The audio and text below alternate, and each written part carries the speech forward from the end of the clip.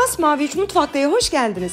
Sevgili arkadaşlarım, bugün tel tel ayrılan, tek tek beze almanıza gerek olmayan çok farklı bir katlama tekniğiyle nefis bir açma tarifi hazırladım. Hemen başlıyorum. İyi seyirler dilerim.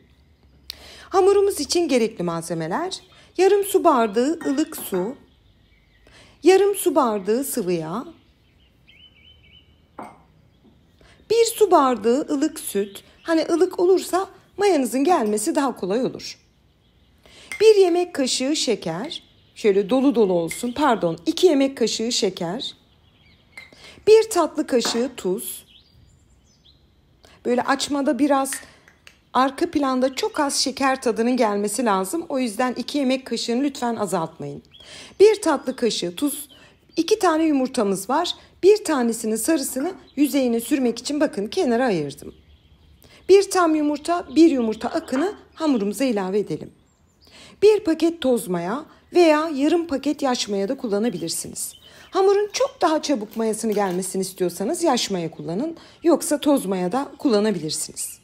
Hepsini bir güzelce karıştıralım ve unumuzu ekleyerek hamurumuzu kabaca bir toparlayalım.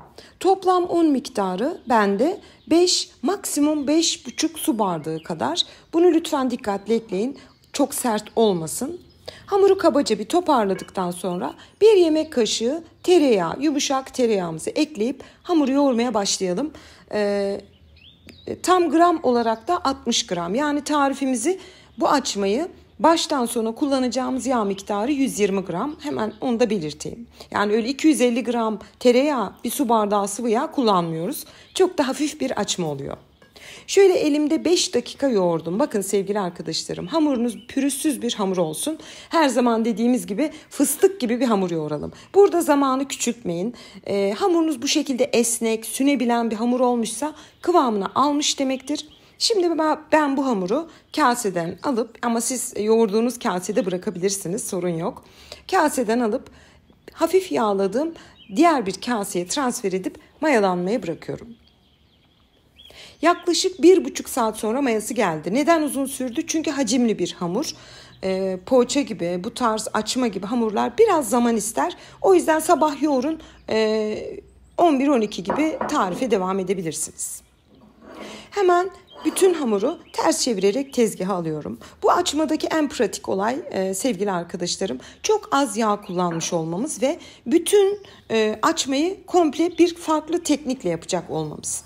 Şimdi kenarda 1 yemek kaşığı tereyağımız vardı. Oda ısısında yumuşamış. Onunla biraz elimi yağlayıp tezgaha komple aldığımız hamuru da böyle elimizle basarak güzelce açalım.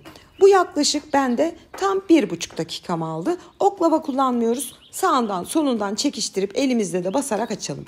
Hamurumuz o kadar muazzam ki siz dokunduğunuzda o zaten ben hemen açılıyorum diyerek kendiliğinden açılıyor.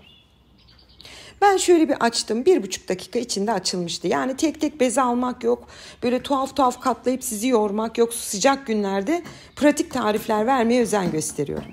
Şöyle açtım. Bunu bir de sizin için ölçtüm. Ölçtükten sonra onu da bir kaydettim. Her tarafını şöyle elimden geldiğince kare olacak şekilde açalım. Yani kulaklarını birazcık sündürebilirsiniz.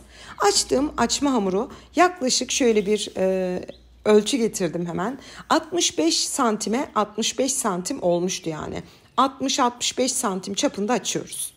Kenardaki yağımızı şimdi bir mutfak kartıyla, bir hamur kartıyla güzelce her tarafına sürelim. Bu işlemi elinizle de yapabilirsiniz ama tavsiyem kartla yapın. Çünkü çok az yağ kullandığımız için kart çok ince bir tabaka halinde sürmemize çok fayda sağlıyor.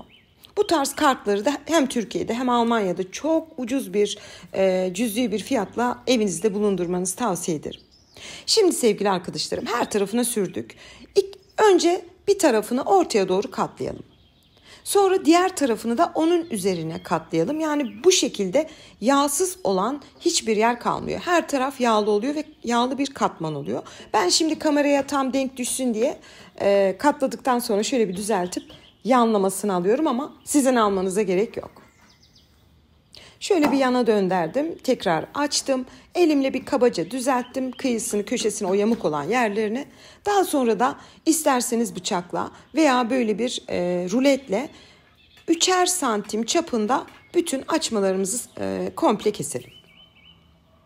Kestikten sonra bir tanesini alıyoruz. Bakın sevgili arkadaşlarım, şöyle bir parçayı kendi ekseni etrafında her iki ucunu da ters yönü olacak şekilde döndürelim. Daha sonra da tıpkı bir börek yapar gibi onu şöyle ortasından vuralım. Vurduğumuz uç kısmı da en alt kısma saklayarak bakın şöyle aşağıya saklıyorum, bitirelim.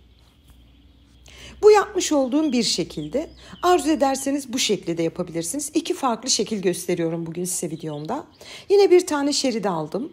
Biraz elimle yassıltıp daha sonra rulo şeklinde sarıyorum. Bakın sardıktan sonra yine o ucunu şöyle bir çekiştirip alt tabanına yapıştırıyorum. Ve daha sonra elimle üzerine basarak bitiriyorum. Ben 2 farklı şekil göstermek istedim size. Hangisini isterseniz onu uygulayabilirsiniz. Bakın. Şimdi bütün açmalarımızı bitirdik, tepsiye dizdik. Biliyorsunuz poğaça ve açma gibi hamur işlerinde hamur kadar tepsi mayası önemlidir. Şimdi üzerine temiz bir mutfak havlusu örtüp tepsi mayası için 35-40 dakika bekletiyorum. Yani 2 kat kabarmış olmalı. Tam istediğimiz kıvama gelmiş. Görüyorsunuz nasıl puf puf kabarmış. Bir tane yumurta sarısı ayırmıştık. İçine 1 yemek kaşığı kadar süt ilave edip açalım. Onu da çok basmadan, yani nazik bir şekilde kabarmış olan poğaçalarımızın üzerine sürelim. Ben bakın böyle yakında gösteriyorum size ki katlarını ve nasıl kabardığını görmeniz için. Çok güzel görünüyor. Tam orta kısımlarına da biraz çörek otu dekore ederek bitirdim. Şimdi sevgili arkadaşlarım, açmalarımız fırına gitmek için hazır. Önceden ısınmış alt üst ayar 180 derece fırında 40 dakika pişmeye gönderelim. Ve 40 dakikanın sonunda tabii ki her fırına göre süre değişebilir. 45 dakikada olabilir. Hem altı hem üstü böyle nar gibi kızarmışsa açmalarınız bitmiş demektir. Ama 40 dakikanın altında pişmez. Onu da dikkate alın lütfen. Çok nefis görünüyor. Kokusunu zaten anlatamam. Hemen şöyle bir teli alıyorum. Size de yakın yakın gösteriyorum. O kadar kabardılar ki birbirlerine bile yapıştılar. Çok güzel duruyor. Sevgili arkadaşlarım, ben bunu her zaman tele alıyorum. Bu tarz hamur işlerini tepside bırakırsanız terleme yapabilir, alt tabanı yumuşayabilir. O yüzden hemen bir fırın ızgarasına da alabilirsiniz soğuması için. Ve açmalarımız sunum için hazır. Yanına peynir, zeytin, salatalık, biber, bir de çay demleyin. Sıcak yaz günlerinde balkon keyfinde bence çok güzel olur. Yazın çünkü ağır yemekler, ağır ürünler pek tercih edilmiyor. Büyük bir zevkle doku testine geçiyorum. Çok az bir tereyağı kullanarak, içine de sadece yarım su bardağı sıvı yağ kullanarak bir açma yaptık. Aslında açma çok yağlı bir üründür. Ama yazın olduğu için, sıcak olduğu için, bir de tasarruf devri olduğu için çok güzel, dengeli bir hamur hazırladım sizlere. Bakın sevgili arkadaşlarım, elimle bastığımda tel tel nasıl ayrıldığını görüyorsunuz. Şimdi bir de böleceğim. Böldüğümde lütfen dikkat edin. Her bir katlama yeri böyle bir tülbent gibi ayrılıyor. Ben seyrediyorum ama ben tadını da bildiğim için şimdi size nasıl söylesem çok güzel, çok lezzetli ve çok hafif. Her şeyden önce çok hafifti. Tekrar bir tane daha gösterirken hemen çok sorduğunuz bir soruya cevap vermek isterim. Açmaları buzluğa atabilir misiniz? Tabii ki atabilirsiniz. Tamamen soğuduktan sonra bu arada katlarına dikkatinizi çekerim, o tel tel olan kısımlara. Tamamen soğuyunca buzluğa atın. Çıkardığınızda buzu eridikten sonra mutlaka bir 10-15 dakika fırında ısıtın. Bu esnada hem buzluk kokusu çıkar hem de tereyağı kendini salar. Açmalarınız yeni pişmiş gibi servis edebilirsiniz. Bugün sizlere çok pratik, çok az malzemeli yapabileceğiniz bir açma tarifi hazırladım. Şimdiden yapacak tüm arkadaşlarıma afiyet, bal, şifa olsun diyorum. Yeni tariflerimde görüşmek ümidiyle. Hoşça kalın.